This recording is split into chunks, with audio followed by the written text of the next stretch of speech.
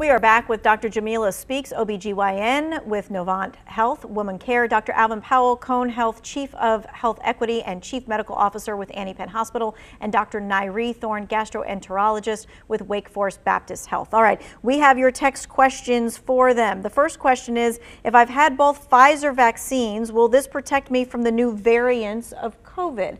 Dr. Thorne. So far, the data does suggest that they are protective of the COVID-19 variants, but it does mean that we still need to be vigilant in, the 3 Ws. But so far, there is no data to suggest that the vaccines are not protective. Dr. Speaks, this person is asking, before a vaccine appointment, do I need to get a COVID test? No, that would not be necessary. We're going to screen you with questions for signs or symptoms of COVID-19 when you come in, but you don't need a test. Dr. Powell, the Green Valley facility is going to be closing down. Can you talk a little bit about that?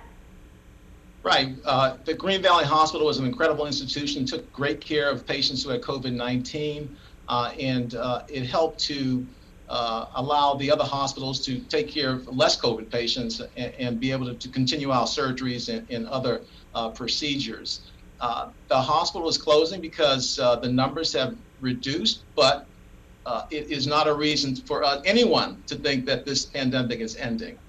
Resources have improved in all the hospitals. We have expertise in every institution, and it's time for this institution to close. So that's the reason for the closing. It does not signal an end to the pandemic. So I think that we need to be very clear about that. Good point. All right, Dr. Thorne, this person is asking, if I can't get a second shot, will I need to start the vaccine process over?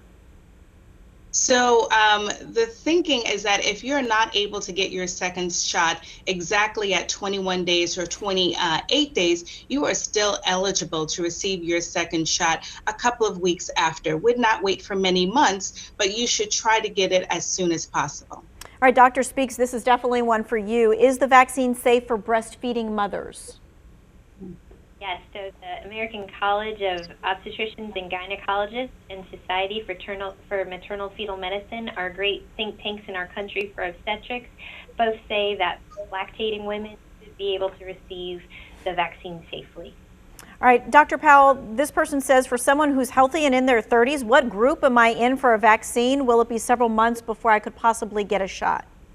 Right. We're trying to address the vulnerable populations initially. It's going to be several months before that person will be eligible. Absolutely. All right, and let me do a follow-up with you. It says, I took acetaminophen before I got my vaccine and took a dose after. Did I mess up my vaccination, and will it be effective? It's very unlikely you've messed up your vaccination. And again, we were talking primarily about NSAIDs, and acetaminophen is not an NSAID, and so that person is probably going to be fine. All right, so Dr. Thorne, this person says, if I got my first dose in Winston-Salem, do I need to go back to the same site? So after you have your first dose of the vaccine, they should give you an appointment date and time for you to receive your second vaccine. So all those information and details should be given to you after you have left your first vaccination site.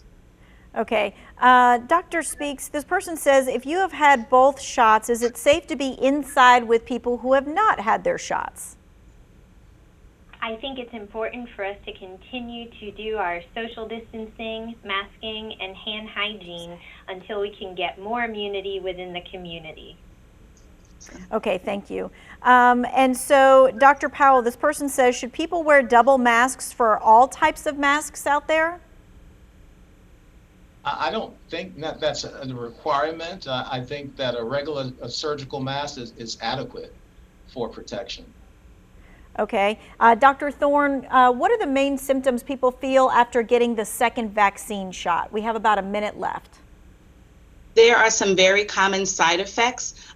Thinking about a little bit of arm soreness or tenderness is very common. Some people have fevers or a little bit of chills, myalgias, muscle ache, and fatigue. But these are all very common side effects, and they usually wear off, in a couple of hours or days. Okay, and quickly, Dr. Powell, is the COVID shot going to be a yearly shot like the flu shot?